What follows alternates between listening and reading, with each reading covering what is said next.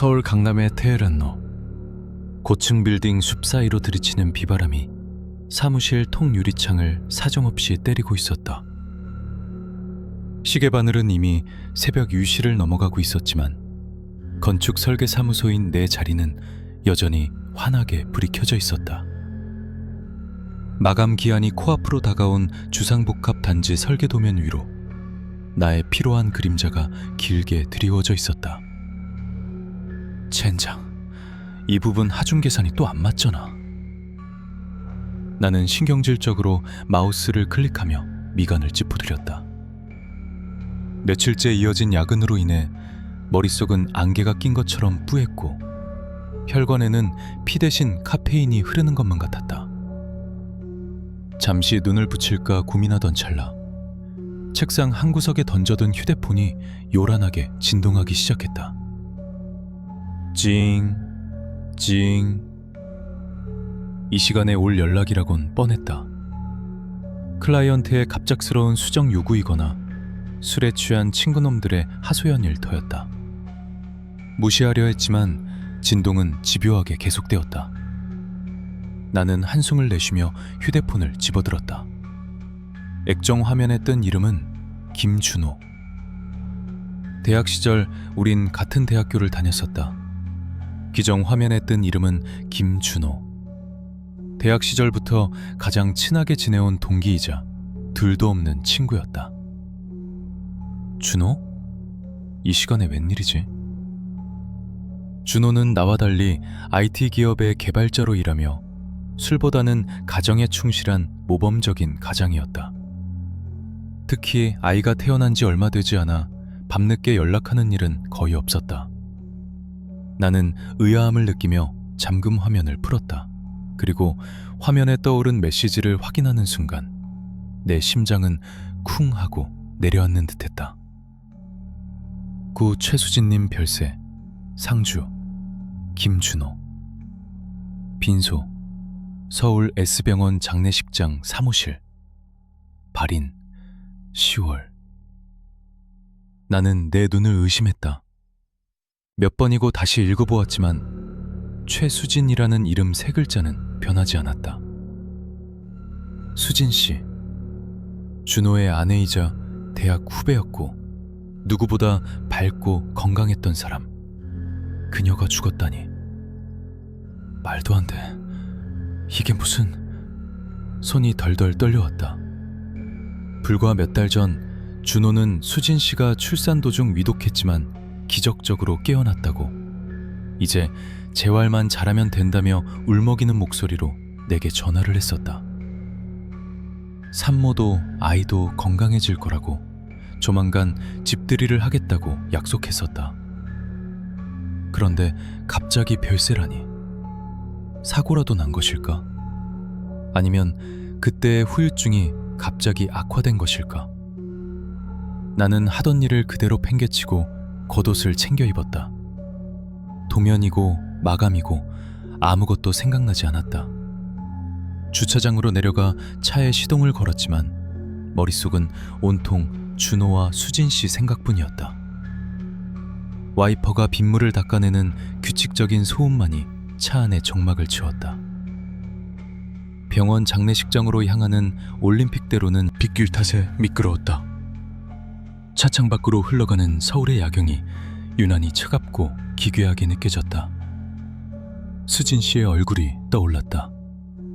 그녀는 동화책 일러스트레이터였다. 항상 몽글몽글하고 따뜻한 그림을 그리던 사람. 준호가 그녀를 처음 소개해주던 날 수줍게 웃으며 내게 건네던 청첩장의 온기가 아직도 손끝에 남아있는 듯했다. 준호야, 제발. 친구가 겪고 있을 고통을 감히 상상조차 할 수 없었다. 세상 전부였던 아내를 잃은 남자의 심정이 어떨지 나는 가늠조차 하기 두려웠다. 장례식장 지하 주차장에 도착했을 때는 새벽 3시가 다 되어 있었다. 차가운 지하 공기와 섞인 특유의 향냄새가 코를 찔렀다. 엘리베이터를 타고 빈소가 마련된 층으로 올라갔다. 복도는 텅 비어 있었고 간간히 들려오는 흐느낌 소리만이 벽을 타고 울렸다. 사무실 앞. 전광판에 띄워진 수진 씨의 영정사진을 마주했다. 사진 속 그녀는 너무나 환하게 웃고 있었다. 마치 이 죽음이 자신과는 전혀 상관없는 일이라는 듯 생명력이 넘치는 미소였다. 그 미소가 오히려 섬뜩하게 느껴져 등골이 서늘해졌다. 신발을 벗고 빈소 안으로 들어서자 검은 상복을 입은 준호의 뒷모습이 보였다. 그는 바닥에 무릎을 꿇고 멍하니 영정사진을 바라보고 있었다. 인기척을 느꼈는지 그가 천천히 고개를 돌렸다. 그 순간 나는 숨을 멈췄다. 준호의 몰골은 사람이 아니었다. 며칠은 굶은 듯 뺨은 홀쭉하게 패어 있었고 눈 밑에는 검은 그림자가 짙게 드리워져 있었다. 하지만 무엇보다 충격적인 것은 그의 눈동자였다. 슬픔이나 비통함으로 젖어 있을 거라 예상했던 그의 눈은 마치 영혼이 완전히 빠져나간 듯 텅 비어 있었다. 그건 체념을 넘어선 공허 그 자체였다. 준호야. 내 목소리는 형편없이 떨렸다. 준호는 나를 알아보는데 시간이 좀 걸리는 듯 초점 없는 눈으로 나를 응시하더니 힘겹게 입을 열었다. 왔냐, 민우야. 건조하고 갈라진 목소리.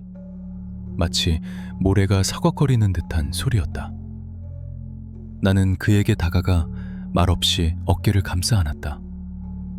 앙상하게 마른 어깨뼈가 내 손바닥을 찔러왔다. 무슨 말을 해야 할지, 어떤 위로가 가당키나 할지 알 수 없었다. 어떻게 된 거야? 갑자기 왜? 내가 조심스럽게 물었다. 준호는 대답 대신 시선을 다시 아내의 영정사진으로 돌렸다. 그의 시선 끝에 맺힌 감정은 단순한 슬픔이 아니었다. 그것은 설명할 수 없는 기묘한 공포와 혼란, 그리고 깊은 죄책감이 뒤섞인 복잡한 것이었다. 그때였다. 조문객들이 거의 없는 텅 빈 식당 한 구석에서 대학 동기 몇 명이 수근거리는 소리가 들려왔다. 야, 들었어? 자살이래. 뭐? 정말? 아니, 애 낳은 지 얼마나 됐다고. 산후 우울증이 심했나 봐. 근데 발견 당시 상황이 좀 이상했다고 하던데? 쉿, 들리겠다. 친구들의 목소리가 내 귀에 꽂혔다. 자살. 심장이 덜컥 내려앉았다. 그 밝던 수진 씨가 그렇게 기다리던 아이를 두고 스스로 목숨을 끊었다고. 나는 믿을 수 없다는 표정으로 준호를 바라보았다. 준호는 친구들의 수군거림을 들었을 텐데도 전혀 미동도 하지 않았다. 마치 이미 세상의 모든 소음과 단절된 사람 같았다. 나는 향을 피우고 절을 올렸다. 국화꽃 한 송이를 놓으며 사진 속의 수진 씨에게 마음속으로 물었다. 도대체 무슨 일이 있었던 겁니까? 절을 마치고 상주석으로 다가가 준호의 손을 잡았다. 그의 손은 얼음장처럼 차가웠다. 준호야, 다른 애들 말 사실이야? 내 물음에 준호가 천천히 고개를 들어 나를 보았다. 그의 공허한 눈동자 깊은 곳에서 무언가 꿈틀거렸다. 그것은 억눌러 왔던 광기 같기도 했고 감당할 수 없는 진실을 목격한 자의 공포 같기도 했다. 민호야. 준호가 내 손을 꽉 쥐었다. 소나귀 힘이 어찌나 센지 손가락뼈가 으스러질 것 같았다. 여긴 보는 눈이 너무 많아. 잠깐 나가자. 준호는 나를 이끌고 장례식장 흡연구역으로 향했다. 비가 추적추적 내리는 새벽, 젖은 아스팔트 냄새가 진동하는 그곳에는 우리 둘뿐이었다. 준호는 떨리는 손으로 담배 한 개비를 꺼내 입에 물었지만 라이터 불을 켜지 못해 헛손질만 반복했다. 내가 대신 불을 붙여주자 그는 깊게 연기를 빨아들였다가 길게 내뱉었다. 하얀 연기가 빗줄기 사이로 흩어졌다. 민우야, 사람들은 우울증이라고 해. 경찰도 그렇게 결론 내렸고. 준호의 목소리가 미세하게 떨리고 있었다. 하지만 그건 그렇게 간단한 문제가 아니야. 수진이는 단순히 우울해서 그런 선택을 한 게 아니야. 그게 무슨 소리야? 준호가 고개를 돌려 나를 정면으로 응시했다. 가로등 불빛에 비친 그의 얼굴은 공포에 질려 일그러져 있었다. 수진이는 자신이 살고 있는 이 세상이 진짜인지 가짜인지 확인하고 싶었던 거야. 뭐? 진짜인지 가짜인지라니? 그 일주일 수진이가 혼수 상태에 빠져 있었던 그 7일 동안 도대체 무슨 일이 있었는지 넌 상상도 못할 거야. 그 7일이 수진이의 모든 것을 바꿔버렸어. 준호는 담배를 바닥에 비벼 끄며 마치 금기시된 이야기를 꺼내려는 사람처럼 목소리를 낮췄다. 지금부터 내가 하는 이야기 미친 소리처럼 들릴 수도 있어. 하지만 맹세코 이건 전부 사실이야. 수진이가 죽기 전까지 나에게 털어놓았던 지독하고 끔찍한 그 기억들에 대해서 들어줄 수 있겠냐? 빗줄기가 점점 굵어지고 있었다. 나는 침을 꼴깍 삼키며 고개를 끄덕였다. 어둠 속에서 준호의 입이 천천히 열리기 시작했다. 그리고 나는 알 수 있었다. 오늘 밤 내가 알던 상식과 현실의 경계가 무너져 내릴 것임을. 담배 연기가 빗물 섞인 공기 중으로 흩어졌다. 준호는 잠시 숨을 고르더니 시선을 허공에 둔 채 천천히 입을 열었다. 그의 목소리는 과거에 행복했던 기억을 더듬는 듯 미세하게 떨리고 있었다. 너도 알지? 우리 정말 좋았잖아. 준호의 말이 내 머릿속에서 필름처럼 감겼다. 그랬다. 김준호와 최수진. 대학 시절 캠퍼스 커플은 아니었지만 졸업 후 우연한 모임에서 만난 두 사람은 마치 자석의 N극과 S극처럼 서로에게 끌려왔다. 준호는 섬세하고 다정한 남자였고 수진 씨는 그런 준호의 빈틈을 채워주는 밝고 씩씩한 여자였다. 2년의 연애 끝에 결혼에 골인했을 때 우리 동기들은 모두 세상에서 제일 잘 어울리는 한 쌍이라며 부러워했었다. 특히 임신 소식을 알리던 날 준호의 얼굴은 세상을 다 가진 듯 빛났다. 민우야, 나 아빠 된대. 태명이 복덩이야. 복덩이. 술자리에서 넥타이를 머리에 두르고 춤을 추던 준호의 모습이 생생했다. 그 후로 준호의 삶은 오로지 수진 씨와 뱃속의 아이를 중심으로 돌아갔다. 수진이는 입덧이 심해서 고생을 많이 했어. 내가 해줄 수 있는 게 없어서 미안했지. 그래서 퇴근하면 무조건 집으로 달려갔어. 발 마사지도 해주고 먹고 싶다는 건 새벽에라도 나가서 사오고. 준호가 쓴웃음을 지으며 말했다. 그때 우리는 정말 완벽했어. 주말이면 베이비 페어에 가서 아기 옷을 고르고 작은 방을 아기 방으로 꾸미느라 페인트 칠을 하고 수진이가 직접 그린 그림들로 벽을 장식했지. 숲속 동물들이 웃고 있는 그림이었어. 아기가 태어나면 제일 먼저 엄마 그림을 보여줄 거라고 수진이가 얼마나 행복해했는지 몰라. 나도 기억했다. 집들이 때 봤던 그 아기방. 파스텔 톤의 벽지와 천장에 매달린 모빌, 그리고 수진 씨가 한 땀 한 땀 정성 들여 그린 벽화들. 그곳은 사랑과 기대로 가득 찬 그야말로 완벽한 둥지였다. 불행이라는 단어가 끼어들 틈이라곤 전혀 없어 보였다. 출산 예정일이 다가올수록 우리는 설레면서도 긴장했어. 수진이는 자연분만을 원했지만 아기가 거꾸로 자리를 잡는 바람에 제왕절개를 하기로 했지. 수술 날짜를 잡고 전날 입원했을 때도 수진이는 씩씩했어.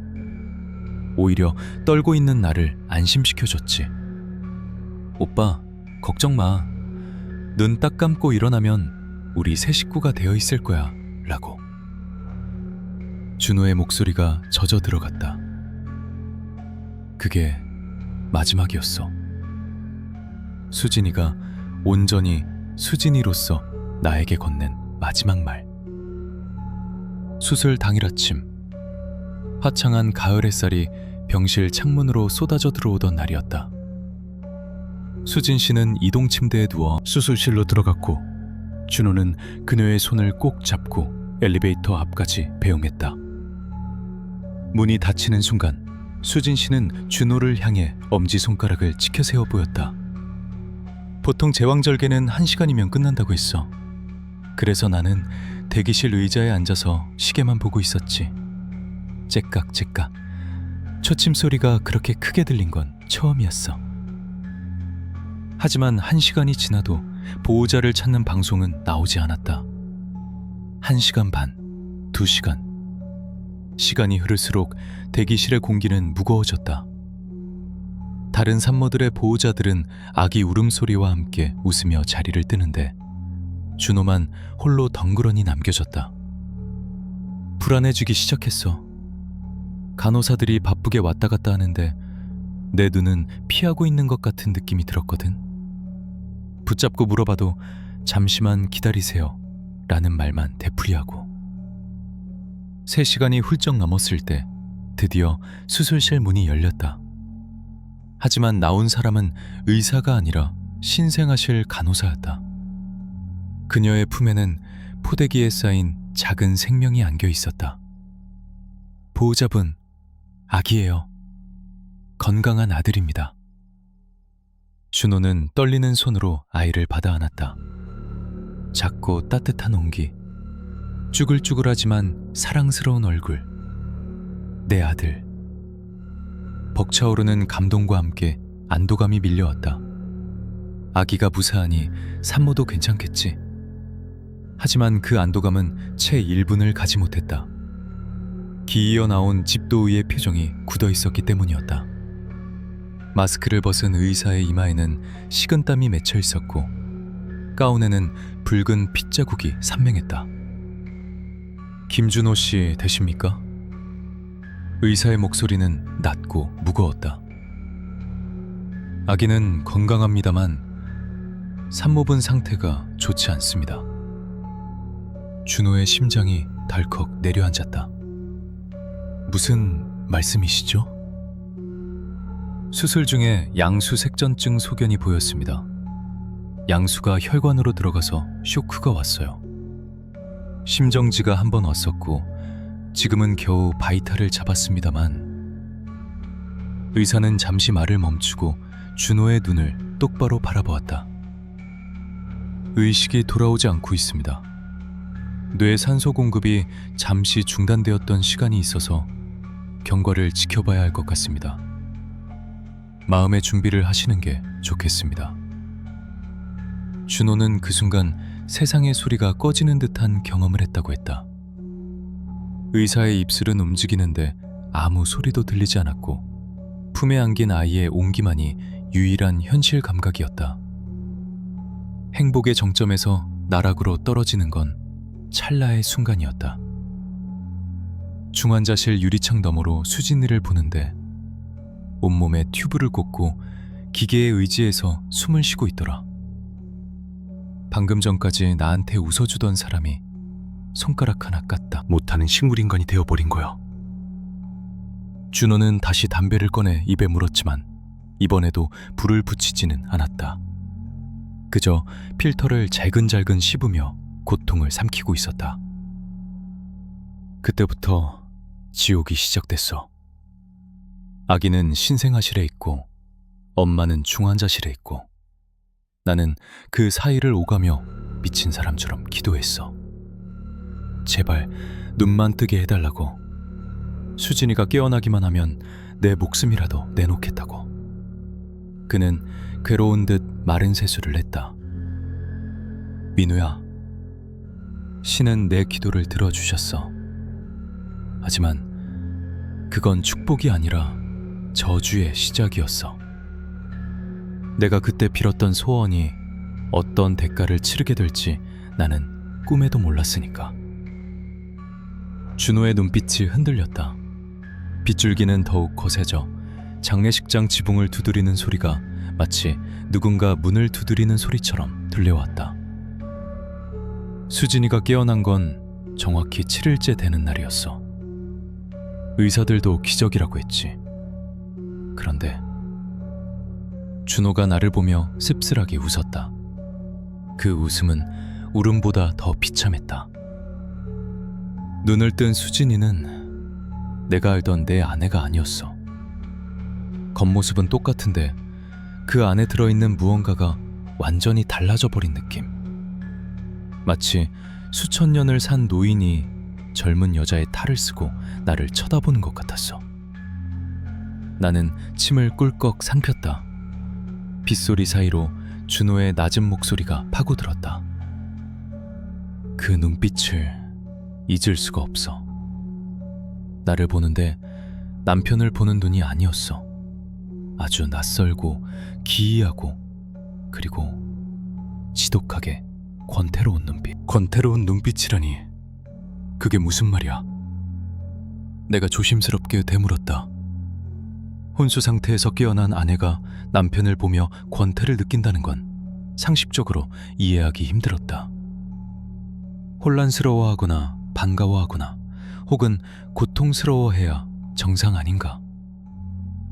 준호는 피우지 않은 담배를 바닥에 던져버리고는 양손으로 얼굴을 감쌌다. 빗물에 젖은 그의 머리카락이 손가락 사이로 삐져나왔다. 말 그대로야. 수진이는 마치 모든 것을 다 겪어본 사람처럼 보였어. 삶도, 죽음도, 사랑도, 이별도. 이 세상의 모든 희로애락을 수없이 반복해서 이미 지쳐버린 사람의 눈이었어. 준호는 수진 씨가 깨어났던 그날 중환자실의 풍경을 묘사하기 시작했다. 그날은 비가 내리지 않는 맑은 오후였다. 준호는 여느 때처럼 수진 씨의 손을 잡고 앉아 갓 태어난 아들 복덩이의 사진을 보여주며 혼잣말을 하고 있었다. 수진아, 우리 아들 눈 좀 봐. 너랑 똑같지? 코는 나 닮아서 좀 걱정인데 빨리 일어나서 직접 봐야지. 그때였다. 미동도 없던 수진 씨의 손가락이 움찔했다. 준호는 자신의 감각을 의심하며 숨을 멈췄다. 잠시 후 수진 씨의 속눈썹이 파르르 떨리더니 천천히, 아주 천천히 눈꺼풀이 들어 올려졌다. 수진아, 수진아, 나 보여? 내 목소리 들려? 준호는 벅차오르는 감정을 주체하지 못하고 소리쳤다. 의료진이 급하게 달려왔고 기계들의 비프음이 요란하게 울렸다. 의사가 수진 씨의 눈에 펜라이트를 비추며 상태를 확인하는 동안 준호는 병실 구석에서 두 손을 모으고 감격의 눈물을 흘렸다. 하지만 의사가 기본적인 검사를 마치고 물러난 뒤 준호가 다시 수진 씨의 얼굴을 마주했을 때 그는 묘한 위화감을 느꼈다. 산소 마스크 너머로 보이는 수진 씨의 눈동자는 초점이 잡혀 있었지만 준호를 보고 있지 않았다. 정확히 말하면 준호를 보고는 있었으나 그를 인식하는 느낌이 아니었다. 마치 길가에 핀 흔한 잡초나 벽에 걸린 낡은 시계를 바라보는 듯한 건조하고 무심한 시선. 수진아, 나야 준호. 오빠야, 알아보겠어? 준호가 떨리는 목소리로 물었다. 수진 씨는 천천히 눈동자를 굴려 준호를 응시했다. 그리고 아주 미세하게 고개를 갸웃거렸다. 마치 이 사람은 누구지?가 아니라 이건 또 무슨 역할이지? 라고 묻는 듯한 태도였다. 수진이는 한동안 말을 하지 않았어. 그냥 멍하니 천장을 보거나 창밖의 구름을 하염없이 바라보기만 했지. 의사들은 뇌 손상으로 인한 일시적인 인지장애나 실어증일 수 있다고 했어. 하지만 나는 알 수 있었어. 수진이는 말을 못 하는 게 아니라 안 하고 있다는 걸. 준호는 마른 입술을 혀로 죽였다. 일반 병실로 옮기고 며칠 뒤였어. 내가 수진이 머리를 빗겨주고 있는데 수진이가 갑자기 입을 열었어. 목소리가 쇳소리처럼 거칠었지. 뭐라고 했는데 여기가 어디야? 그건 흔한 질문이었다. 혼수 상태에서 깨어난 환자들이 의뢰하는 질문. 하지만 준호가 기억하는 뉘앙스는 전혀 달랐다. 내가 서울대 병원이야. 네가 아기를 낳다가 쓰러져서 라고 설명하려는데 수진이가 말을 끊었어. 아니, 그런 거 말고 지금이 몇 번째야? 몇 번째라니 무슨 소리야? 준호가 당황해서 대묻자 수진 씨는 퀭한 눈으로 준호를 빤히 쳐다보며 중얼거렸다. 이번엔 얼마나 오래 걸렸어? 준호는 등골이 오싹해졌다. 아내의 질문은 현실의 맥락과 완전히 동떨어져 있었다. 수진아, 너 일주일 동안 잠들어 있었어. 딱 7일. 이제 다 끝났어. 괜찮아. 준호가 안심시키려 했지만 수진 씨는 피식 힘없는 웃음을 터뜨렸다. 그 웃음소리는 건조하고 허무했다. 일주일, 고작 7일이라고? 수진 씨는 자신의 마른 손을 들어 올렸다. 링거 바늘이 꽂힌 손등을 물끄러미 바라보며 말했다. 거짓말. 나는 거기서 평생을 살았어. 아니, 몇 번의 평생을. 준호는 다시내 수진 씨가 산망 증세를 보이는 거라 생각했다. 마취제나 약물 부작용으로 환각을 본 것이라고. 하지만 수진 씨가 이어간 이야기는 단순한 환각이라기엔 너무나 구체적이고 방대했다. 준호야, 너는 상상도 못할 거야. 내가 누워있던 그 7일 동안 내 의식은 멈춰있지 않았어. 오히려 끈 떨어진 연처럼 시공간을 넘나들며 끝도 없이 표류했어. 수진 씨의 눈에 공포가 서렸다. 눈을 감았다 뜨면 다른 사람이 되어 있었어. 어떤 때는 조선시대의 노비였다가, 어떤 때는 19세기 런던의 거지였다가, 또 어떤 때는 알 수 없는 미래 도시의 군인이 되어 있었어. 꿈이 아니었어. 밥을 먹고 잠을 자고 사람을 만나고 늙어가고, 그 모든 감각이, 고통이, 슬픔임이 전부 진짜였어. 준호는 꿀꺽 침을 삼켰다. 수진이는 그 7일 동안 수십, 수백 번의 인생을 살았다고 했어. 그리고 그 모든 삶의 끝은 항상 죽음이었대. 병들어 죽고, 맞아 죽고, 굶어 죽고, 늙어 죽고. 죽음의 순간마다 끔찍한 고통을 느끼며 눈을 감으면 다시 또 다른 세상에서 갓난아기의 울음소리와 함께 눈을 떴다는 거야. 윤회 같은 건가? 내가 조심스레 묻자 준호는 고개를 저었다. 아니, 윤회랑은 달라. 순서도 없고 인과도 없어. 그냥 무작위로 던져지는 거야. 그리고 가장 끔찍한 건 기억이 누적된다는 거야. 이전 삶의 기억을 고스란히 간직한 채로 다음 삶을 살아야 했대. 수백 년의 인생, 수백 번의 죽음, 수만 년의 기억이 그 작은 머릿속에 억지로 구겨 넣어진 거지. 준호는 괴로운 표정으로 자신의 관자놀이를 눌렀다. 수진이가 그러더라. 처음엔 미칠 것 같았는데 어느 순간부터는 포기하게 되더라고. 그냥 이번엔 이런 역할이구나, 이번엔 이렇게 죽는구나 하면서 관조하게 되었대. 감정이 무뎌지고 자신이 누구인지조차 잊어버리게 된 거지.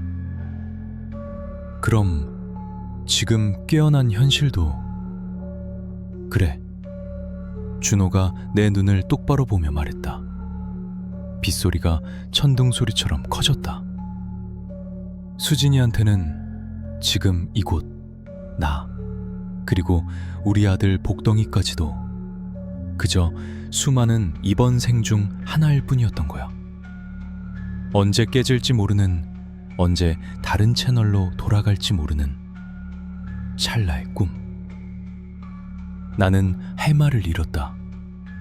사랑하는 아내가 나를 유일한 사랑이 아니라 수많은 스쳐 지나가는 인연 중 하나로, 아니 환영으로 여긴다는 사실을 준호가 어떻게 감당했을지 짐작조차 할 수 없었다.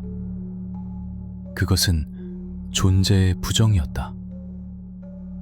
하지만 나는 포기할 수 없었어. 수진이가 혼란스러워하는 거라고 믿고 싶었으니까.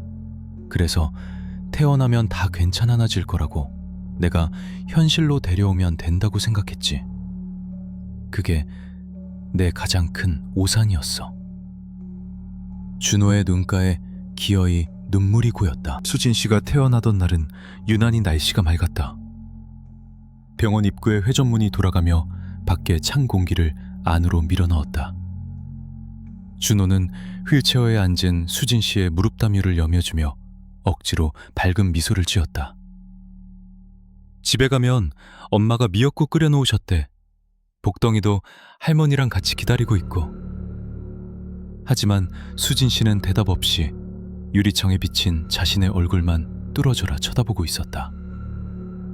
마치 낯선 타인을 관찰하듯 손가락으로 뺨을 쓰다듬고 눈가를 만지작거렸다. 오빠, 나 32살 맞지? 차에 타자마자 수진 씨가 불쑥 물었다. 준호가 시동을 걸며 고개를 끄덕였다. 그럼 90년생 백말띠. 왜? 갑자기 나이 잊어버렸어? 준호가 농담조차 건넸지만 수진 씨의 표정은 심각했다. 그녀는 자신의 손바닥을 폈다 오므렸다 하며 중얼거렸다. 너무 어리다. 이상해. 이 손은 분명 쭈글쭈글했었는데 검버섯도 있었고. 그녀의 시선은 허공을 떠돌았다. 준호는 백미러로 아내를 힐끔거리며 불안감을 삼켰다. 그녀가 말하는 쭈글쭈글한 손이 어떤 기억에서 비롯된 것인지 묻고 싶지 않았다. 집에 도착했을 때 거실에는 훈훈한 온기와 갓 지은 밥 냄새가 가득했다. 장모님이 아기띠를 하고 복덩이를 어르고 있었다. 아이고 내 새끼 고생 많았지? 장모님이 눈물을 글썽이며 수진 씨를 안았다. 하지만 수진 씨의 몸은 뻣뻣뻣하게 굳어 있었다. 엄마의 포옹에도 그녀는 팔을 들어 마주 앉지 않았다. 그저 어색하게 서 있을 뿐이었다. 그리고 장모님이 품에 안겨준 복덩이를 받아 안았을 때 사달이 났다. 수진 씨는 아이를 내려다보았다. 꼬물거리는 손가락, 젖냄새, 평온하게 잠든 얼굴. 보통의 엄마라면 감격에 겨워 눈물을 흘리거나 아이의 볼에 입을 맞추었을 것이다. 하지만 수진 씨의 눈동자는 심하게 흔들리기 시작했다. 이 아이... 수진 씨의 목소리가 가늘게 떨렸다. 이 아이 이름이 뭐야? 복덩이잖아. 태명. 이름은 아직 안 지었지만 수진아, 네가 낳은 아들이야. 장모님이 당황하며 말했다. 그러자 수진 씨가 갑자기 아이를 침대 위에 내려놓더니 뒷걸음질 쳤다. 공포에 질린 표정이었다. 아니야, 쟤는 죽었어. 분명히 내 품에서 쉬고 갔어. 전염병 때문에 열이 펄펄 끓다가. 수진아, 정신 차려. 무슨 소리 하는 거야? 준호가 급히 수진 씨의 어깨를 잡고 흔들었다. 수진 씨는 발작적으로 소리를 질렀다. 이건 가짜야. 다 가짜라고. 쟤는 죽었어. 내가 묻어줬단 말이야. 차가운 땅에 내가 직접 묻었어. 거실은 순식간에 아수라장이 되었다. 아이는 놀라서 자지러지게 울어댔고 장모님은 충격에 입을 막고 주저앉았다. 준호는 거칠게 숨을 몰아쉬는 수진 씨를 끌어안고 진정시키려 애썼다. 그녀의 몸은 불덩이처럼 뜨거웠고 식은땀으로 흠뻑 젖어 있었다. 수진아, 제발 진정해. 여긴 현실이야. 2021년 서울이야. 아무도 안 죽었어. 다 살아있어. 준호원의 필사적인 외침에 수진 씨가 천천히 고개를 들었다. 그녀의 눈에 초점이 돌아오는 듯했다. 그녀는 준호의 얼굴을 더듬으며 마치 자신이 어디에 있는지 확인하려는 듯 주변을 두리번거렸다. 준호 씨? 그래, 나야. 네 남편. 수진 씨는 그제야 긴장이 풀린 듯 준호의 품에 무너져 내렸다. 하지만 그녀의 입에서 나온 말은 준호의 가슴을 후벼 팠다. 미안해. 너무 헷갈려. 지금이 2021년인지 1940년인지 아니면 3050년인지. 기억이 뒤섞여서 머리가 터질 것 같아. 그날 밤 수진 씨는 잠들지 못했다. 준호는 침대 옆에 의자를 놓고 앉아 그녀의 손을 꼭 잡고 있었다. 수진 씨는 천장을 바라보며 조용히 이야기를 시작했다. 낮에 있었던 일에 대한 해명 같은 혹은 고해성사 같은 이야기였다. 준호 씨, 나한테는 시간이 직선으로 흐르지 않아. 그게 무슨 말이야? 보통 사람들은 어제, 오늘, 내일 순서로 살잖아. 근데 나는 그 7일 동안 수많은 시간을 동시다발적으로 겪었어. 어떤 삶은 10년, 어떤 삶은 80년, 합치면 1000년도 넘을 거야. 수진 씨는 잠시 말을 멈추고 마른 침을 삼켰다. 그 중에는 아이를 잃은 삶도 있었어. 전쟁통에 굶어 죽은 아이, 병들어 죽은 아이, 사고로 잃은 아이. 내 품에서 죽어간 자신만 10명이 넘어. 그 고통이, 그 생생한 감각이 내 뼈에 새겨져 있어. 그래서 복덩이를 보는데 사랑스럽다는 감정보다 이번엔 또 언제 잃게 될까, 언제 사라질까 하는 공포가 먼저 덮쳐왔어. 준호는 아무 말도 할 수 없었다. 아내의 고통은 자신이 감히 이해할 수 있는 범주를 넘어서 있었다. 시공간이 뒤틀린 기억의 감옥. 그곳에 갇힌 그녀에게 현실의 안온함은 오히려 낯설고 불안한 가시방석이었을 것이다. 준호 씨, 솔직히 말할게. 수진 씨가 준호의 눈을 똑바로 쳐다보았다. 어둠 속에서도 그녀의 눈빛은 서늘하게 빛났다. 나는 지금도 의심스러워. 이 모든 게 또 다른 꿈은 아닐까? 내가 눈을 깜빡이면 이 방도, 당신도, 저 아기 울음소리도 연기처럼 사라지고 또다시 낯선 천장을 보며 깨어나는 건 아닐까? 그게 그게 너무 무서워. 그래서 잠을 잘 수가 없어. 준호는 수진 씨의 손등에 입을 맞추며 울먹였다. 내가 지켜줄게. 네가 잠들어도 내가 여기서 계속 보고 있을게. 사라지지 않아. 우린 여기 있어. 맹세. 하지만 준호의 맹세는 허공에 흩어지는 메아리 같았다. 수진 씨는 슬픈 눈으로 웃었다. 당신은 저번 생에서도 그렇게 말했어. 내 손을 잡고 절대 떠나지 않겠다고. 하지만 결국 전쟁이 터지고 당신은 진집되어 갔고 나는 혼자 남았지. 그리고 당신의 전사 통지서를 받았어. 준호의 심장이 쿵 내려앉았다. 그녀는 지금의 준호와 과거 기억 속의 누군가를 겹쳐보고 있었다. 그녀에게 준호는 유일한 남편이 아니라 반복되는 비극 속에 등장하는 수많은 남편 역할 중 하나일 뿐이었다. 수진아, 이번 생의 결말은 뭘까, 준호 씨? 우린 해피엔딩일까? 아니면 또... 수진 씨는 말을 끝맺지 않고 돌아 누웠다. 그녀의 등은 작고 위태로워 보였다.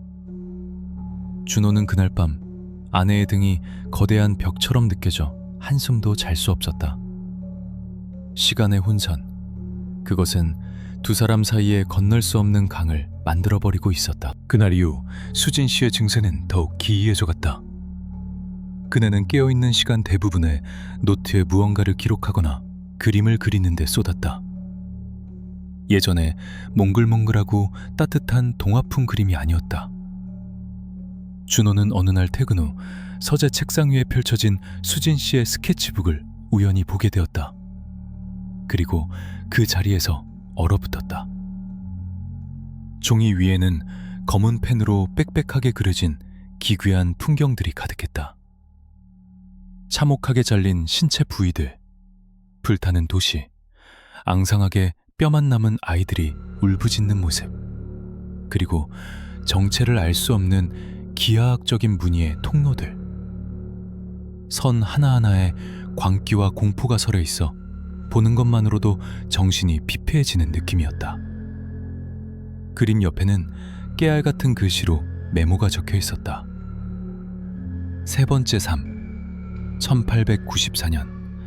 이름은 꽃분이. 동학농민운동 때 광군에게 쫓기다 절벽에서 떨어짐. 다리가 부러진 채 사흘을 굶다가 사망. 12번째 삶, 2077년. 지하 벙커. 방사능 오염으로 피부가 녹아내리는 고통. 안락사 캡슐 안에서 질식사. 29번째 삶, 중세 유럽. 마녀사냥. 화영대 위에서 불타는 살냄새, 군중들의 환호성. 준호는 페이지를 넘길 때마다 손이 떨렸다. 이것은 단순한 망상이 아니었다. 역사 교과서나 영화에서도 볼 수 없는 디테일한 묘사들이었다. 당시의 복식, 거리의 풍경, 심지어 그 시대에 쓰이던 고어들까지 섞여 있었다. 뭐 하는 거야? 등 뒤에서 서늘한 목소리가 들렸다. 준호가 화들짝 놀라 뒤를 돌아보니 수진 씨가 방문 앞에 서 있었다. 그녀의 눈은 퀭했고 입가에는 알 수 없는 미소가 걸려 있었다. 수진아, 이건 기록하는 거야. 잊어버리지 않으려고. 수진 씨가 다가와 스케치북을 뺏어가듯 덮었다. 잊어버리면 내가 미친 사람 취급받을까봐. 이게 다 진짜라는 증거를 남겨두는 거야. 제발 그만해. 이건 너를 갉아먹고 있어. 정신과 상담이라도 받아보자, 응? 준호가 애원했지만 수진 씨는 고개를 저었다. 의사가 뭘 알아? 그 사람들이 죽음을 알아? 매번 다른 육체에 갇히는 공포를 알아? 그녀는 준호의 멱살을 잡고 가까이 끌어당겼다. 그녀의 눈동자 속에서 수많은 인격이 소용돌이 치는 것 같았다. 준호 씨, 당신은 몰라. 내가 당신을 볼 때마다 무슨 생각을 하는지. 당신 얼굴 위로 내가 죽였던 적군의 얼굴이 겹쳐 보이고 나를 버리고 도망갔던 비겁한 남편의 얼굴이 겹쳐 보여. 지금 이 순간에도 당신이 내 목을 조르던 기억이 생생하게 떠올라. 준호는 숨이 턱 막혔다. 내가 너를 죽였다고? 이번 생에 당신은 아니지. 하지만 그 영혼은 껍데기만 다를 뿐 같은 영혼이 돌고 도는 거라면 내가 당신을 어떻게 믿어? 수진 씨의 목소리는 절규에 가까웠다. 나는 지금 지뢰밭을 걷는 기분이야. 언제 터질지 모르는 기억의 파편들 때문에. 밥을 먹다가도 피맛이 나고 샤워를 하다가도 물에 빠져 죽던 질식감이 느껴져. 이 집, 이 침대, 당신. 모든 게 익숙하면서도 낯설고 끔찍해. 준호는 아내를 꽉 끌어안았다. 그녀의 몸은 바들바들 떨리고 있었다. 미안해. 내가 잘못했어. 내가 더 잘할게. 내가 증명할게. 이번 생에 김준호는 널 절대 해치지 않아. 널 끝까지 지킬 거야. 준호는 울면서 빌었다. 하지만 수진 씨의 몸은 차갑게 식어 있었다. 그녀는 준호의 어깨 너머 허공을 응시하며 건조하게 중얼거렸다. 의미 없어. 어차피 다 밑새뜰 텐데. 이 감정 소모도, 이 눈물도 결국엔 다 데이터 쪼가리처럼 사라질 텐데. 그날 이후 수진 씨는 점점 더 현실과 유리되어 갔다. 그녀는 복덩이를 돌보는 일도 거의 놓아버렸다. 아이가 울어도 멍하니 바라보거나 귀를 막고 구석에 웅크려 있었다. 장모님이 와서 아이를 돌봐주지 않았다면 큰일이 났을지도 몰랐다. 어느 날 새벽, 준호는 잠결에 인기척을 느끼고 눈을 떴다. 옆자리가 비어 있었다. 불길한 예감에 거실로 나가보니 베란다 문이 열려 있고 찬바람이 들어오고 있었다. 수진 씨는 베란다 난간에 위태롭게 기대어 서서 아래를 내려다보고 있었다. 20층 아파트의 까마득한 아래를. 수진아! 준호가 비명을 지르며 달려나가 그녀를 낚아챘다. 수진 씨는 저항하지 않고 힘없이 딸려왔다. 뭐하는 짓이야? 위험하게! 준호가 화를 내며 소리쳤지만 수진 씨의 표정은 너무나 평온했다. 그냥 확인해보고 싶었어. 뭐를? 떨어지면 깰까 해서. 꿈에서 깰 때처럼 떨어지는 충격을 받으면 이 지루하고 고통스러운 연극이 끝나고 진짜 내 모습으로 돌아갈 수 있지 않을까 해서. 준호는 억장이 무너졌다. 그녀에게 죽음은 끝이 아니라 로그아웃 버튼이나 채널 변경 리모컨 같은 가벼운 수단으로 전락해 있었다. 삶에 대한 애착은커녕 현실 자체를 부정하고 탈출하고 싶어하는 욕망만이 그녀를 지배하고 있었다. 안 돼. 절대 안 돼. 넌 못 죽어. 내가 안 놔줄 거야. 준호는 그날 밤 베란다 문에 자물쇠를 채우고 창문마다 잠금 장치를 확인했다. 집안에 칼이나 가위 같은 날카로운 물건들도 전부 숨겼다. 하지만 마음의 문을 걸어 잠근 아내를 물리적인 자물쇠로 가둘 수는 없다는 것을 그는 어렴풋이 느끼고 있었다. 그녀의 눈빛은 이미 이곳에 없었다. 그녀는 수많은 생의 미로 속에서 길을 잃은 채 유일한 출구를 찾아 헤매는 조난자 같았다.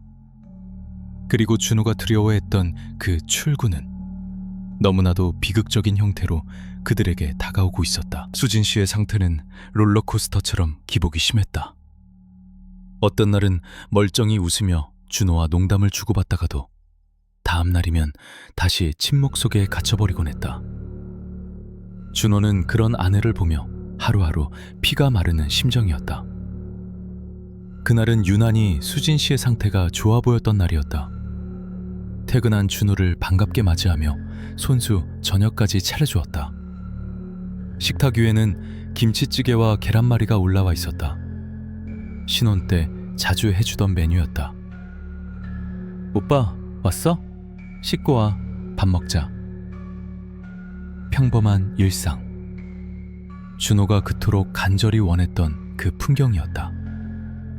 준호는 울컥하는 마음을 억누르며 식탁에 앉았다. 오늘 기분 좀 괜찮아? 머리도 맑고 몸도 가볍네. 복덩이도 아까 젖 먹고 곤히 잠들었어.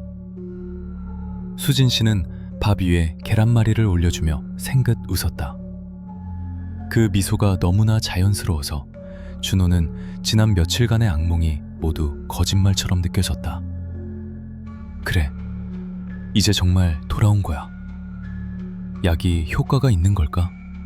아니면 내 지극정성이 통한 걸까? 오빠, 밥을 먹던 수진 씨가 젓가락을 내려놓고 준호를 불렀다. 응? 나 만약에 또 다른 곳으로 가게 되면 이번엔 오빠를 꼭 찾아낼게. 준호의 젓가락질이 멈췄다. 불안감이 스멀스멀 피어올랐다. 무슨 소리야 또? 밥 먹는데. 아니 그냥 이번 생에서는 오빠가 너무 고생만 한 것 같아서 다음번에는 내가 오빠를 지켜주는 역할로 만나고 싶어서 그래. 그녀의 말투는 담담했지만 눈빛에는 묘한 결의가 서려 있었다. 준호는 짐짓 밝게 웃으며 화제를 돌리려 했다. 쓸데없는 소리. 우린 여기서 100년 동안 같이 살 거야. 복덩이 장가가는 것도 보고 손주도 보고. 수진 씨는 대답 없이 찌개 국물만 떠먹었다. 그날 밤 준호는 오래간만에 깊은 잠에 빠졌다. 긴장이 풀린 탓이었다. 하지만 새벽녘 그는 기이한 한기를 느끼며 눈을 떴다. 옆자리는 비어 있었다. 화장실에 갔나? 준호는 비몽사몽간에 몸을 일으켰다. 거실에는 불이 꺼져 있었지만 복도 끝 아기방에서 희미한 스탠드 불빛이 새어나오고 있었다. 준호는 살금살금 아기방으로 다가갔다. 문틈으로 안을 들여다본 순간 그는 숨을 멈췄다. 수진 씨가 아기 침대 앞에 서 있었다. 그녀의 손에는 베개가 들려 있었다. 그녀는 잠든 복덩이의 얼굴을 내려다보며 베개를 천천히 아이의 얼굴 위로 가져다 대고 있었다. 수진아! 준호가 문을 박차고 들어가 수진 씨를 밀쳐냈다. 베개가 바닥으로 떨어졌다.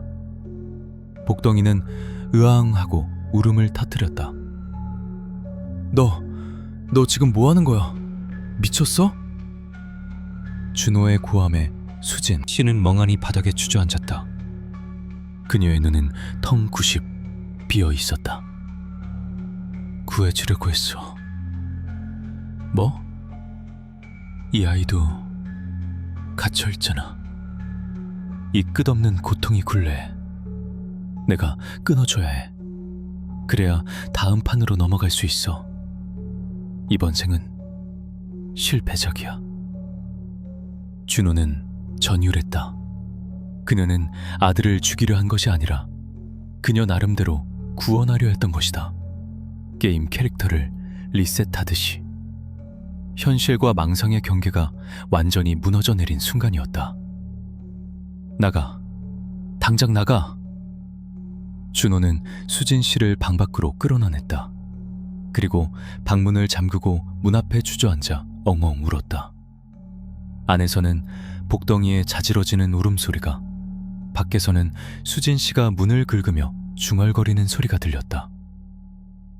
준호 씨, 문 열어줘. 아직 안 끝났어. 우리가 여기서 나가야 해. 여긴 가짜야. 여긴 데이터 쪼가리일 뿐이라고. 그날 밤 이후 준호는 결단을 내려야 했다. 아내를 정신병원 폐쇄병동에 입원시켜야 한다는 것을 더 이상 집에서 감당할 수 있는 수준이 아니었다. 사랑만으로는 지킬 수 없는 단계에 이르렀다. 다음 날 아침 준호는 출근하는 척하며 병원을 알아보고 있었다. 장모님께 전화를 걸어 상황을 설명하고 입원 수속을 도와달라고 부탁했다. 마음이 찢어지는 것 같았지만 아이와 아내 모두를 살리기 위한 유일한 방법이었다. 오후 4시쯤 준호는 회사에 반차를 내고 집으로 향했다. 병원으로 데려가기 위해서였다. 엘리베이터가 올라가는 동안 준호는 수없이 리허설을 했다. 어떻게 설득할지, 얼마나 미안하다고 말할지. 현관문 도어락을 열고 들어섰을 때 집안은 쥐죽은 듯 조용했다. 수진아? 대답이 없었다. 안방문도 아기 방문도 열려 있었다. 복덩이는 아기 침대에서 곤히 자고 있었다. 다행이었다. 하지만 수진 씨가 보이지 않았다. 화장실 문이 굳게 닫혀 있었다. 설마. 준호는 화장실 문을 두드렸다. 수진아, 안에 있어? 묵묵부답이었다. 불길한 예감이 등줄기를 타고 올라왔다. 준호는 떨리는 손으로 문고리를 돌렸다. 잠겨 있었다. 수진아, 문 열어! 최수진! 준호는 몸으로 문을 들이받았다. 쾅! 쾅! 몇 번의 충돌 끝에 문고리가 부서지며 문이 열렸다. 그리고 준호는 그곳에서 현실의 지옥을 목격했다. 욕조에는 붉은 물이 가득 차 있었고 그 속에 수진 씨가 누워 있었다. 마치 편안한 잠에 빠진 듯 평온한 얼굴로. 손목에는 깊은 상처가 나 있었고 바닥에는 커터칼이 떨어져 있었다. 준호가 그토록 숨겼던 칼이었다. 어디서 찾아낸 걸까? 아니, 애초에 숨기는 게 의미가 있었을까? 그녀는 탈출을 위한 도구를 찾기 위해 온 집안을 쥐잡듯이 뒤졌을 것이다. 수진아, 안 돼, 수진아! 준호는 피가 흥건한 욕조로 뛰어들어 아내를 끌어안았다. 그녀의 몸은 아직 미지근했다. 눈 떠, 제발. 이렇게 가는 게 어딨어. 놔두고 어디 가려고. 준호는 미친 듯이 소리치며 119에 신고를 했다. 하지만 그의 절규 섞인 목소리는 텅 빈 화장실 타일에 부딪혀 공허하게 울릴 뿐이었다. 수진 씨의 손에는 작게 접힌 쪽지가 쥐어져 있었다. 물에 젖어 잉크가 번졌지만 준호는 그 내용을 알아볼 수 있었다. 그것은 유서가 아니었다. 탐험을 떠나는 여행자가 남긴 짧은 메모 같았다. 로그아웃. 다음 생에서 만나, 준호야. 이번엔 내가 널 찾을게. 그녀에게 죽음은 끝이 아니라 단지 서버를 옮기는 과정에 불과했던 것이다. 그녀는 마지막 순간까지도 이 현실을 게임이나 꿈으로 여기며 망설임 없이 종료 버튼을 눌렀다. 남겨진 자들의 고통은 그녀의 계산 속에 존재하지 않았다. 구급차 사이렌 소리가 멀리서 들려오기 시작했다. 준호는 피범벅이 된 채 아내의 시신을 안고 오열했다. 현실의 균열은 이제 돌이킬 수 없을 만큼 거대해져 준호의 삶 전체를 집어삼키고 있었다. 장례식은 일사천리로 진행되었다. 경찰 조사는 싱겁게 끝났다. 산후 우울증으로 인한 자살, 명백한 증거와 유서, 그리고 준호의 진술이 있었기에 타살 혐의점은 없었다. 사람들은 혀를 찼다. 젊은 사람이 애는 어쩌고. 하지만 그 누구도 진짜 이유를 알지 못했다. 수진 씨가 떠난 이유가 삶이 힘들어서가 아니라 이 삶이 가짜라고 믿었기 때문이라는 것에. 발인 날 화장터의 불길 속으로 관이 들어가는 모습을 보며 준호는 무너졌다. 거짓말쟁이, 찾으러 온다며, 다음 생에서 만나자며. 준호는 유골함을 끌어안고 오열했다. 뜨거운 불길이 수진 씨의 육체를 데워 재로 만드는 동안 준호의 마음속에서도 무언가가 영원히 타버렸다. 그것은 희망이었고 일상이었으며 현실에 대한 확신이었다. 장례를 마치고 텅 빈 집으로 돌아왔을 때 준호는 현관에서 주저앉았다. 신발장에는 수진 씨의 구두가, 화장실에는 칫솔이, 냉장고에는 그녀가 좋아하던 반찬들이 그대로 남아있었다. 모든 것이 그녀의 부재를 비명처럼 외치고 있었다. 준호는 장모님 댁에 맡겨둔 복덩이를 데려올 엄두가 나지 않았다. 아이를 볼 때마다 수진 씨가 마지막으로 했던 말, 이 아이도 갇혀 있잖아 라는 말이 환청처럼 들려왔기 때문이었다. 그는 술로 밤을 지새웠다. 취하지 않으면 잠들 수 없었고 잠들면 악몽을 꿨다.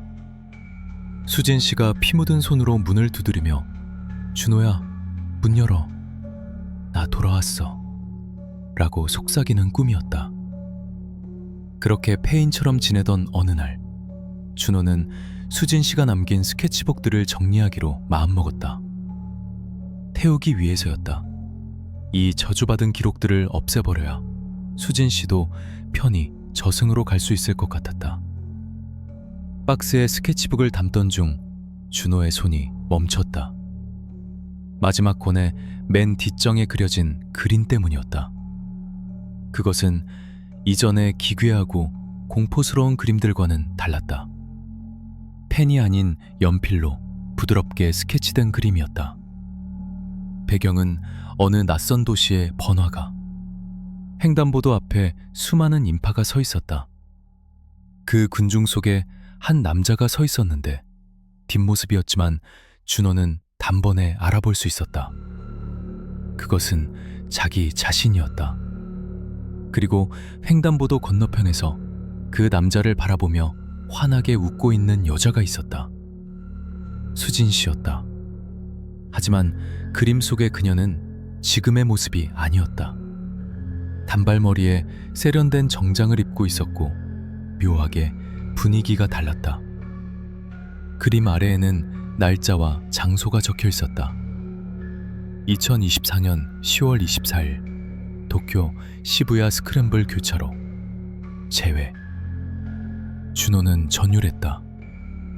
2024년 10월 24일. 아직 오지 않은 미래였다. 이것은 무엇을 의미하는가? 단순한 소망인가? 아니면 그녀가 보았던 수많은 생의 기억 중 미래에 해당하는 조각인가? 재회. 준호는 그 단어를 중얼거리며 그림을 어루만졌다. 만약 수진 씨의 말이 모두 사실이라면, 만약 그녀가 정말로 시공간을 넘어 다른 차원으로 이동한 것이라면, 그리고 그곳에서 나를 기다리고 있다면. 이성적으로는 말도 안 되는 생각이었다. 미친 사람의 망상에 동조하는 꼴이었다. 하지만 준호는 지푸라기라도 잡고 싶은 심정이었다. 아니, 이미 그 자신이 반쯤 미쳐가고 있었는지도 모른다. 준호는 스케치북을 태우지 못했다. 대신 그것을 금고 깊숙한 곳에 보관했다. 그것은 그에게 남은 유일한 성경이자 지도가 되었다. 그림 속 날짜까지는 3년이 남아있었다. 준호는 그때부터 기이한 이중생활을 시작했다. 겉으로는 아이를 키우며 직장에 다니는 평범한 호랍이었지만 속으로는 그날을 위해 모든 것을 준비하는 광신도였다. 그는 일본어 공부를 시작했고 도쿄의 지리를 외웠다. 민우는 그런 준호를 보며 걱정했다. 준호야, 너 요즘 괜찮아? 너무 무리하는 거 아니야? 주말마다 도서관에 간다며? 그냥 자기 개발 좀 하려고. 복덩이한테 부끄럽지 않은 아빠가 돼야지. 준호는 씁쓸하게 웃으며 거짓말을 했다. 민우에게조차 사실을 말할 수 없었다. 죽은 아내가 미래의 도쿄에서 나를 기다린다고 해서 준비 중이야 라고 말하면 당장 정신병원에 갇힐 게 뻔했으니까. 준호의 시간은 오로지 2024년 10월 24일을 향해 흐르고 있었다. 그것이 그를 살게 하는 동력이자 동시에 그를 서서히 옥죄는 족쇄였다. 만약 그날 그 장소에 갔는데 아무 일도 일어나지 않는다면, 수진 씨가 없다면, 그때 준호는 어떤 선택을 하게 될까? 아마도 수진 씨가 그랬던 것처럼 그 역시 탈출구를 찾게 될지도 몰랐다. 이 잔인한 현실에서 벗어나 그녀가 있는 곳으로 가기 위한 유일하고도 확실한 탈출구를. 준호는 밤마다 베란다에 서서 수진 씨가 떨어졌던 그 허공을 내려다보았다. 어둠 속에서 손짓하는 아내의 환영이 보이는 듯했다. 기다려. 곧 갈게. 이번엔 내가 널 찾을 차례야. 준호의 눈빛은 이미 반쯤은 이 세상 사람이 아닌 듯 깊고 어두운 심연을 담고 있었다. 이야기를 마친 준호는 다시 담배에 불을 붙였다. 이번에는 손이 떨리지 않았다. 빗줄기는 잦아들어 가느다란 실비가 되어 내리고 있었다. 장례식장의 새벽 공기는 차갑고 축축했다. 나는 한동안 아무 말도 할 수 없었다. 준호의 이야기는 너무나 기이하고 압도적이어서 현실 감각을 마비시키는 듯했다. 수진 씨의 비극적인 죽음, 그녀가 겪었다는 7일간의 윤회, 그리고 준호가 품고 있는 맹목적인 믿음까지. 준호야, 내가 무거운 침묵을 깼다. 너 정말로 그 그림을 믿는 거야? 3년 뒤에 도쿄에 가면 수진이를 만날 수 있다고? 준호는 담배 연기를 길게 내뿜으며 하늘을 올려다보았다. 잿빛 구름 사이로 희미하게 동이 트고 있었다. 믿고 안 믿고는 중요하지 않아, 민우야. 중요한 건 그게 내가 지금 숨을 쉬고 살아갈 수 있는 유일한 이유라는 거야. 처연하면서도 단호했다. 만약 그날 아무 일도 일어나지 않는다면 그때는 인정해야지. 수진이가 미쳤던 게 아니라 이 세상이 미친 곳이라는 걸. 그리고 나도 수진이를 따라가면 되는 거고. 나는 이미 죽음을 각오하고 있었다. 아니, 죽음을 또 다른 여행의 시작으로 받아들이고 있는지도 몰랐다.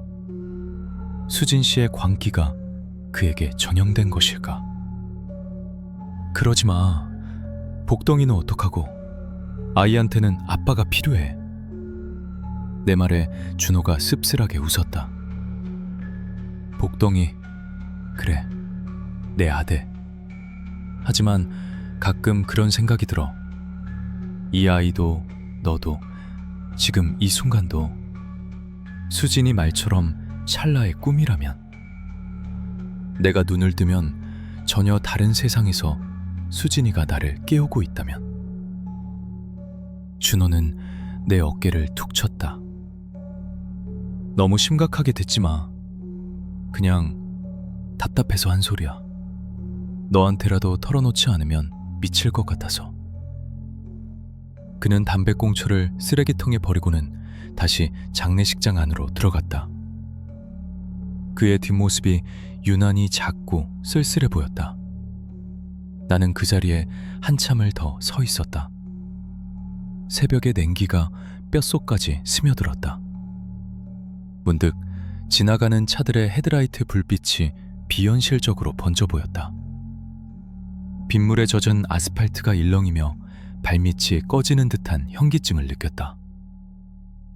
만약, 정말 만약에 수진 씨의 말이 사실이라면, 우리가 살고 있는 이 견고한 현실이 사실은 수없이 반복되는 시뮬레이션 중 하나에 불과하다면, 나의 기억, 나의 감정, 나의 인생이 누군가의 꿈속 한 페이지라면, 나는 고개를 세차게 흔들어 잡념을 떨쳐냈다. 이건 그냥 슬픔이 만들어낸 망상일 뿐이다. 친구의 죽음 앞에서 느낀 허무함이 만들어낸 일시적인 혼란이다. 나는 그렇게 믿어야 했다. 장례식이 끝나고 몇 달이 지났다. 나는 다시 바쁜 일상으로 돌아왔다. 야근과 마감, 클라이언트와의 미팅. 준호와는 가끔 연락을 주고받았다. 그는 겉보기엔 안정을 되찾은 듯했다.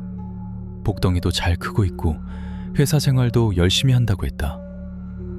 일본어 공부를 계속하고 있다는 말은 하지 않았지만 나는 알 수 있었다. 그는 여전히 그날을 기다리고 있다는 것이. 그러던 어느 날 나는 기묘한 꿈을 꾸었다. 꿈속에서 나는 낯선 도시의 거리를 걷고 있었다. 고층 빌딩들이 즐비하고 화려한 네온 사인이 번쩍이는 곳이었다. 사람들은 바쁘게 스쳐 지나갔지만 누구 하나 나를 쳐다보지 않았다. 나는 횡단보도 앞에 멈춰섰다. 신호등이 초록색으로 바뀌고 인파가 물결처럼 쏟아져 나왔다. 그때 건너편에서 걸어오는 한 여자가 눈에 들어왔다. 단발머리에 세련된 정장 차림, 낯익은 얼굴이었다. 최수진 씨였다. 그녀는 죽기 전에 병약한 모습이 아니었다. 생기가 넘치고 눈빛은 또렷했다. 그녀는 누군가와 통화를 하며 환하게 웃고 있었다. 응, 여보. 나 지금 퇴근했어. 시부야 쪽이야. 금방 갈게. 그녀는 나를 스쳐 지나갔다. 나는 다급하게 뒤를 돌아 그녀를 불렀다. 수진 씨! 그녀가 멈춰섰다. 천천히 고개를 돌려 나를 바라보았다. 하지만 그녀의 눈에는 반가움이나 놀라움이 없었다. 그저 낯선 사람을 보는 의아함만이 담겨 있었다. 저를 아세요? 그녀의 목소리는 내가 알던 수진 씨의 목소리가 아니었다. 더 낮고 더 차분한 톤이었다. 나야, 민우. 준호 친구 박민우. 민우? 준호. 그녀는 잠시 생각에 잠기는 듯 하더니 고개를 갸웃거렸다. 죄송한데 사람 잘못 보신 것 같네요. 그녀는 다시 몸을 돌려 인파 속으로 사라져버렸다. 나는 멍하니 그 자리에 서 있었다. 주변의 소음이 멀어지고 시야가 흐려졌다. 그리고 잠에서 깼다. 침대 위에서 헐떡이며 일어났다. 온몸이 식은땀으로 젖어 있었다. 시계를 보니 새벽 4시였다. 심장이 터질 듯이 뛰었다. 너무나 생생한 꿈이었다. 꿈이라기엔 촉감, 냄새, 소리까지 너무나 리얼했다. 나는 떨리는 손으로 휴대폰을 집어들었다. 준호에게 전화를 걸고 싶었다. 내가 꿈에서 수진 씨를 봤다고, 그녀가 살아있었다고. 하지만 통화 버튼을 누르지 못했다. 대신 나는 휴대폰 캘린더를 열었다. 2024년 10월로 스크롤을 내렸다. 10월 24일 목요일. 그날은 평범한 날짜가 아니었다. 준호에게는 구원의 날이자 심판의 날이었다. 그리고 이제 나에게도 지울 수 없는 의문 부호가 찍힌 날이 되었다. 나는 창문을 열고 밤하늘을 올려다보았다. 서울의 밤하늘에는 별이 보이지 않았다. 인공적인 불빛만이 가득했다. 문득 수진 씨가 준호에게 했던 말이 떠올랐다. 이것도 또 다른 꿈은 아닐까? 나는 내 손바닥을 들여다보았다. 손금의 미로가 얽혀 있었다. 이 손이, 이 몸이, 이 의식이 진짜인지 확신할 수 있는가? 내가 지금 깨어난 것인가? 아니면 또 다른 층위의 꿈으로 들어온 것인가? 어디선가 수진 씨의 나지막한 웃음소리가 들리는 것 같았다. 민우 씨, 당신도 이제 알게 됐군요. 도시의 소음 속으로 희미하게 흩어져지는 그 목소리를 들으며 나는 다시는 예전처럼 편안하게 잠들 수 없으리라는 것을 직감했다. 우리는 모두 꿈꾸는 자의 꿈속을 헤매는 유령일지도 모른다. 눈을 뜨면 사라져버릴 찰나의 환영.